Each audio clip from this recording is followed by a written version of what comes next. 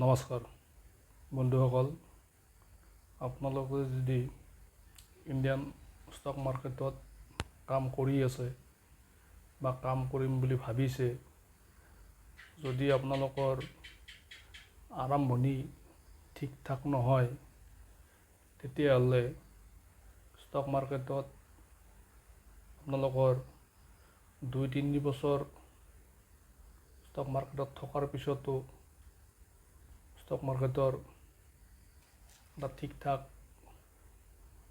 Knowledge হোৱাৰ পৰা বঞ্চিত হ'ব। কাৰণ stock market, Indian stock market এক বিশাল বিষয়, প্ৰশান্ত মহাসাগৰ সদৃশ। এই মহাসাগৰত যদি আপোনাৰ আৰম্ভণি সঠিকভাৱে নহয়, তেতিয়া 2-3 বছৰ দিয়াৰ পিছতো মাৰ্কেটৰ পৰা এক সঠিক নলেজ লোৱাৰ পৰা আপোনালোক বঞ্চিত হ'ব। এইটো যদি প্ৰশান্ত মহাসাগৰ বুলি আপোনালোকে ধৰি লয়, তেতিয়াহ'লে আপোনালোকৰ যাত্ৰা এই প্ৰশান্ত মহাসাগৰত এনেকুৱা আপোনালোকৰ বা আমাৰ এটা ক্ষুদ্ৰ যাত্ৰা এই ষ্টক মাৰ্কেটৰ মহাসাগৰত। যদিলে আপোনালোকৰ যদি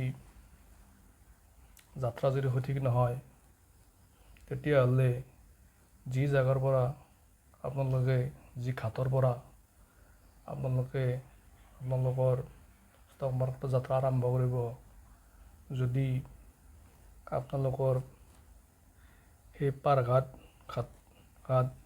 বন্দৰ ঘাট যদি ঠিক নহয়, যদি যিকোনো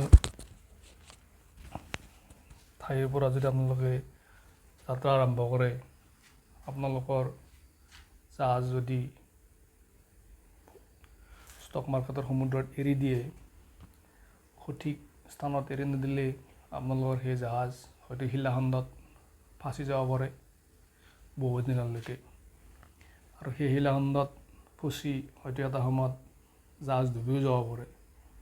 ঠিক একেধৰণৰ অৱস্থা শ্বেয়াৰ মাৰ্কেটতো হয়।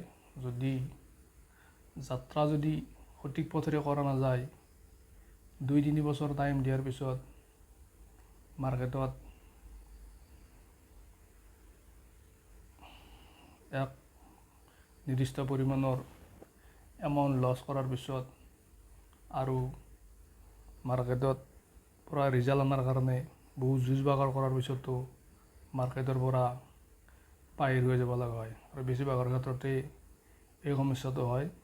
কোনোবা হয়তো 1 বছৰ থাকে, কোনোবা 2 বছৰ, কোনোবা 3 বছৰ, কিন্তু বেছিভাগেই মাৰ্কেটৰ পৰা বিদায় লৈ লয়। আৰু মাৰ্কেটৰ পৰা বিদায় লোৱাৰ আৰম্ভণিৰ ভুলটোৱে হৈছে